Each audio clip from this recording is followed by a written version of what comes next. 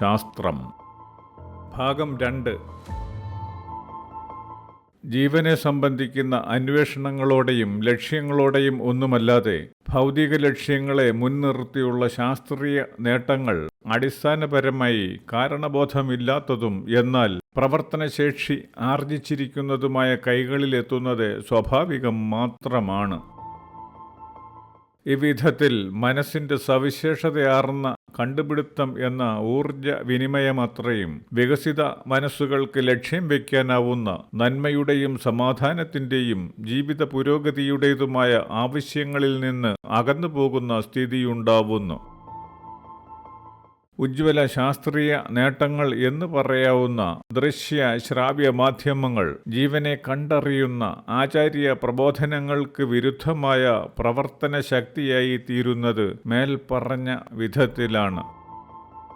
ശാസ്ത്രത്തിന്റെ കണ്ടെത്തലുകൾ ഉപയോഗിക്കുന്നതിലൂടെ സംഭവിക്കുന്ന വിരുദ്ധാനുഭവങ്ങൾ പോലെ തന്നെ കാരണങ്ങൾ കണ്ടറിയുന്ന മനസ്സുകൾ ലക്ഷ്യം വയ്ക്കുന്നതിന് ഒത്ത് സമൂഹം പ്രവർത്തിക്കുന്ന പക്ഷം വിനാശത്തിനായി കണ്ടുപിടിക്കുന്നത് നന്മയ്ക്കായി വരാവുന്നതുമാണ്. നല്ലതും ചീത്തയുമായി പരിവർത്തിതമാക്കപ്പെടുന്ന ഊർജത്തിന്റെ ഗതി അറിയാനാവുന്നതിലൂടെ കാരണബോധം ശക്തമായിരിക്കുന്ന ജീവനൊത്ത് ഉദ്ദേശ്യശുദ്ധിയോടെ പ്രവർത്തിക്കുമ്പോൾ ശാസ്ത്രം വിനാശകരമായ എന്തെങ്കിലും ആയിത്തീരാൻ സാധ്യതയില്ലാത്ത വിധം സംഭവിക്കുന്നു എന്ന തിരിച്ചറിവിലേക്കാണ് എത്തുന്നത്. ആരംഭം മുതൽ തുടർന്നു വരുന്ന അന്ധകാരത്തിന്റെയും വെളിച്ചത്തിന്റെയും വ്യത്യസ്ത സ്വാധീനങ്ങളും പ്രവർത്തന വൈവിധ്യങ്ങളും അനുഭവ വൈഭവങ്ങളും നിമിത്തം ജീവന്റെ അടിസ്ഥാന സ്വഭാവം എന്നും ഗുണദോഷ സമ്മിശ്രമായിരിക്കുന്നു. സ്വാഭാവികമായും നിക്ഷിപ്തമായിരിക്കുന്ന അന്ധകാരഗുണം പേറുന്ന വാസനയ്ക്ക് ഒത്തവിധം ശാസ്ത്രീയമായ അറിവുകളെയും നേട്ടങ്ങളെയും ഉപയോഗപ്പെടുത്തുന്നതിന് ജീവൻ തൽപരത ഉള്ളതായി തീരുന്നുവെന്ന് മനസ്സിലാക്കാം. ആരംഭം മുതൽ ജീവനിൽ നിക്ഷിപ്തമാവുന്ന അന്ധകാരതരമായ വാസനകൾ മൂലം ജ്ഞാനാർജിതമായിരിക്കുന്ന അവസ്ഥയെന്ന പൂർണ്ണ പരിണാമത്തോളം എത്താതെ ഇടയ്ക്ക് എവിടെയോ എത്തി നിൽക്കുന്ന മനുഷ്യവർഗം ഉന്നതാവസ്ഥയിലെത്താനാവാത്തത് നിമിത്തമുള്ള അറിവ് കുറവുകൾ ഉള്ളവരായി വികലമായ സുഖങ്ങളും താൽപ്പര്യങ്ങളും ലക്ഷ്യം വെച്ച് ജീവിക്കുന്നതിന് ഇടവരുന്നു.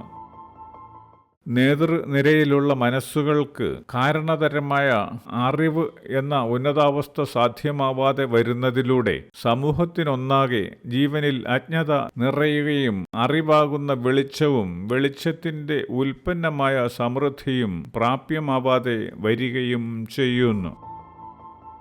ഇപ്രകാരം സംഭവിക്കുക നിമിത്തം ശാസ്ത്രീയമായ കണ്ടുപിടുത്തങ്ങളിലൂടെ മുന്നേറുന്നുവെന്ന് കരുതി വശായിരിക്കുന്ന മനുഷ്യൻ സാവധാനം ചെന്ന് വീഴുന്നത് വിവരിക്കാനാവാത്ത ദുരന്തങ്ങളിലും അന്ധകാരത്തിലുമായിരിക്കും. മനുഷ്യന്റെ കാരണബോധമില്ലാത്ത പ്രവൃത്തികൾ മുഖാന്തരമായി പ്രകൃതിയിൽ ലയിച്ചു നിൽക്കുന്ന മനഃശക്തികൾ പ്രകൃതി കോപങ്ങളായി അവസ്ഥാന്തരം പ്രാപിക്കുമ്പോൾ അതിനെ തടയാൻ ശാസ്ത്രത്തിന് സാധ്യമാവുകയേയില്ല. പ്രവർത്തിക്കാനുള്ള കഴിവായി വളരുന്ന ജീവൻ അതിന്റെ മനസ്സിന് ഒത്ത വികാസത്തിന്റെ ഓരോ ഘട്ടത്തിലും എന്തിനെയെങ്കിലും ഒക്കെ നിർമ്മിക്കുന്നതിനും പ്രവർത്തിപ്പിക്കുന്നതിനും സാധ്യതയും ശേഷിയും ഉള്ളത് ആയിത്തീരുന്നു. ഓരോ ജീവനും ജീവിയായി തീർന്ന് അതിന്റെ ശരീരം എന്ന അവസ്ഥയിൽ കൂടി ബോധ്യപ്പെടുത്തുന്ന യോഗ്യതയ്ക്കൊത്ത് എന്തെങ്കിലുമൊക്കെ നിർമ്മിച്ചുകൊണ്ടിരിക്കുകയും ചെയ്യുന്നു. ജീവാവശ്യങ്ങളുടെ പൂർത്തീകരണം എന്ന സാക്ഷാത്കാരത്തിനായി ജീവന്റെ വികേന്ദ്രീകൃത സ്വഭാവമായി പ്രവർത്തിക്കുന്ന മനസ്സ് കണ്ടുപിടിച്ചു ചെയ്യുന്നതാണ് ജന്തുക്കളുടെ തനത് വൈഭവമായ കൂടുകളുടെയും മറ്റും നിർമ്മാണ വൈദഗ്ധ്യവും ഭക്ഷ്യസംസ്കരണവും സംഭരണവുമെല്ലാം. ജീവന്റെ ആവശ്യപൂർത്തീകരണം എന്ന സാക്ഷാത്കാരത്തിനായി ഭൗമയോഗ്യതകളെ ഉപയോഗപ്പെടുത്തി ചെയ്യുന്ന പ്രവൃത്തികൾ എല്ലാം തന്നെ ജീവന്റെ അടിസ്ഥാന വാസന തന്നെയായിരിക്കുന്ന നിർമ്മാണപരമായ ആവശ്യകതയെ വ്യക്തമാക്കുന്ന ലളിതമായ ആവിഷ്കാരങ്ങളാണ്. അതായത് കാരണജീവനാൽ പ്രപഞ്ചം രൂപമായി തീരുകയും പ്രവർത്തനതരമായ മുന്നേറ്റത്തിലൂടെ പരിവർത്തിതമായിക്കൊണ്ടിരിക്കുകയും ചെയ്യുന്നതിൻ്റെ തനിയാവർത്തനം ജീവതരമായി തുടർന്നുകൊണ്ടേയിരിക്കുന്നു. ശാസ്ത്ര പുരോഗതി എന്ന നേട്ടം ജീവന്റെ ആവശ്യപൂർത്തീകരണം എന്ന സാക്ഷാത്കാരം സാധ്യമാക്കുന്ന പ്രക്രിയ ത്വരിതഗതിയിൽ ആക്കുന്നതിന് സഹായകമാവുന്നു എന്ന് മാത്രം. ശാസ്ത്രം എന്ന നിലയിലുള്ള മനുഷ്യന്റെ നേട്ടങ്ങളെയും പ്രവർത്തന വ്യഗ്രതയെയും മുൻപറഞ്ഞ കാഴ്ചപ്പാടിലൂടെയാണ് യഥാർത്ഥമായി നിർവചിക്കാനാവുക. ലക്ഷ്യങ്ങളും പ്രവർത്തനങ്ങളുമായി സാക്ഷാത്കാരം സാധ്യമാക്കുന്ന ജീവവൈവിധ്യങ്ങൾക്കിടയിലെ മുന്തിയ വൈഭവമാകുന്ന മനുഷ്യൻ അവന്റെ അപൂർണവും പരിണാമത്തിന്റെ ഇടവഴിയിൽ മാത്രവുമായിരിക്കുന്ന കാരണോർജ്ജമായ മനസ്സുമായി പുതിയതോ കുറെയൊക്കെ സങ്കീർണങ്ങളോ ആയ നിർമ്മാണ പ്രവർത്തനങ്ങൾ ശാസ്ത്രം എന്ന പുരോഗതിയിലൂടെ നിർവഹിക്കുന്നു എന്ന് മാത്രം. ഓരോ തരം യന്ത്ര സംവിധാനത്തിലൂടെയും മനുഷ്യൻ വിപുലപ്പെടുത്തുന്നത് സ്വന്തം ശരീരപ്രവർത്തനത്തെയും അതുവഴി ജീവശേഷിയെയും ആണെന്ന് മാത്രം കാണാനുമാവുന്നു. ജ്യോതിർഗോളങ്ങളുടെ ഭ്രമണതരമായ നിരന്തര പ്രവർത്തനത്തിലൂടെ ജീവന്റെ പരിണാമം സംഭവിക്കുന്നുവെങ്കിൽ തനത് ശേഷി കൊണ്ട് യാന്ത്രിക യുഗം സാധ്യമാക്കുന്നതിന് കഴിയുമ്പോൾ ജീവന് സ്വന്തം പരിണാമം സ്വയമായി തന്നെ സംഭവിപ്പിക്കാനാവുന്ന ശേഷിയുണ്ടാവുന്നു എന്നാണ് മനസ്സിലാക്കേണ്ടി വരുന്നത്. താത്വികമായി കാണുമ്പോൾ മനസ്സിൽ നിക്ഷിപ്തമാവുന്ന സൂക്ഷ്മതരമായ ആർജിത ശേഷി ഉപയോഗിച്ച് തയ്യാറാക്കി ജീവന് വേണ്ടി ഉപയോഗപ്പെടുത്തുന്ന യന്ത്രം എന്ന ദൃശ്യരൂപത്തെ കാലാനുസാരിയായി പ്രാവർത്തികമാവുന്ന ജീവരൂപത്തിന്റെ പരിണാമഗതി എന്നതായും തിരിച്ചറിയേണ്ടി വരുന്നു. യന്ത്രതരമായി സംഭവിക്കുന്ന പ്രവർത്തന വൈപുല്യങ്ങളെ അവലോകനം ചെയ്യുന്നതിലൂടെ ഭൂമിയും ഊർജ വിശേഷങ്ങളുമായ പല അവസ്ഥകളും കടന്ന് ശരീരത്തിൽ നിന്ന് വിട്ടുനിന്ന് മറ്റൊരു നിക്ഷിപ്താവസ്ഥയായി പ്രവർത്തിച്ചു നിൽക്കുന്നതിനുള്ള ജീവന്റെ ശേഷിയെയും കാണാനാവുന്നു.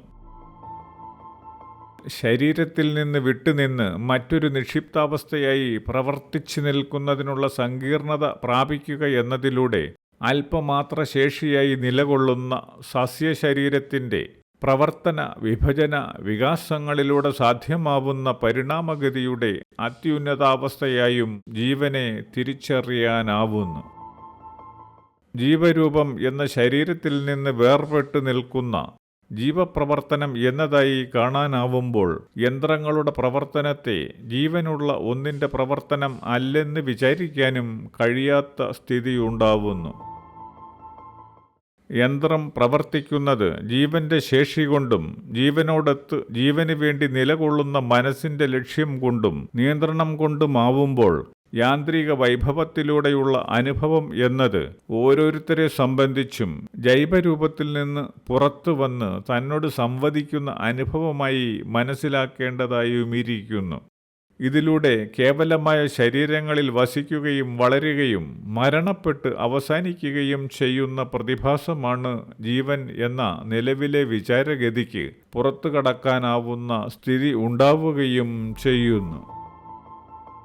പ്രാവർത്തികമായി കാണുമ്പോൾ ശരീരത്തിലൂടെ നേരിട്ട് ലഭിക്കുന്നതും യന്ത്രത്തിലൂടെ ലഭിക്കുന്നവരെ സംബന്ധിച്ചിടത്തോളം മിക്കപ്പോഴും തുല്യമായ അറിവുകളും പരിചയങ്ങളുമായി മാറുന്നുവെന്നത് അനുഭവതരമായ യാഥാർത്ഥ്യവുമാണ്. യന്ത്രതരമായി സാധ്യമാക്കുന്ന സംവേദനത്തിലൂടെ ഒരു ജീവന് അനവധിയായ ജീവനുകളിലേക്ക് ഒരേ സമയം കടന്നു ചെന്ന് സംവദിക്കാൻ കഴിയുന്നുവെന്നത് വ്യക്തമാക്കുന്നത് അമാനുഷ ശേഷിയാർജിക്കുന്ന മനുഷ്യർക്ക് സാധ്യമാവുന്നതെന്ന് നാം അറിഞ്ഞിരിക്കുന്ന പോയകാല കഥകളിലെ ഭാവനാ സങ്കല്പങ്ങൾക്ക് സംഭവിക്കുന്ന സാക്ഷാത്കാരമായും തിരിച്ചറിയേണ്ടിയിരിക്കുന്നു. മനുഷ്യരൂപത്തോട് സാദൃശ്യപ്പെടുത്തി മാത്രം ചിന്തിക്കാൻ കഴിയുമായിരുന്ന ദൈവസങ്കല്പത്തിന് സാക്ഷാത്കാരം സംഭവിക്കുന്ന പ്രക്രിയ തുടർന്നുകൊണ്ടേയിരിക്കുന്നു എന്നതിൻ്റെ വെളിവാകലായി അതിവേഗം സംഭവിച്ചുകൊണ്ടിരിക്കുന്ന ശാസ്ത്രവും സാങ്കേതികവുമായ വളർച്ചയെ നിസ്സംശയം കാണാനുമാവുന്നു.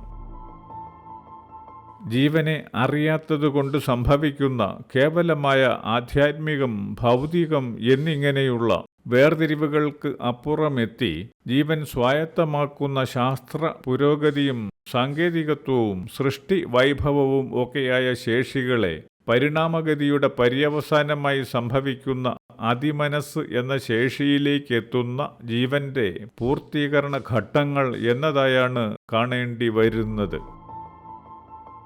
ഒരു ജീവനും സൃഷ്ടിക്ക് കാരണമായ ശേഷിയല്ല, സൃഷ്ടിക്കു കാരണമായ ശേഷിയുടെ അംശം മാത്രമാണ് എന്നതുപോലെ സൃഷ്ടി, സ്ഥിതി, സംഹാരങ്ങൾ എല്ലാം ഉൾക്കൊണ്ടു നിൽക്കുന്ന മനസ്സിൻ്റെയും ജീവന്റെയും ശേഷിയുടെ അംശം മാത്രമാണ് ശാസ്ത്രീയ നേട്ടങ്ങൾ ആർജിക്കുന്ന ഓരോ ജീവനും.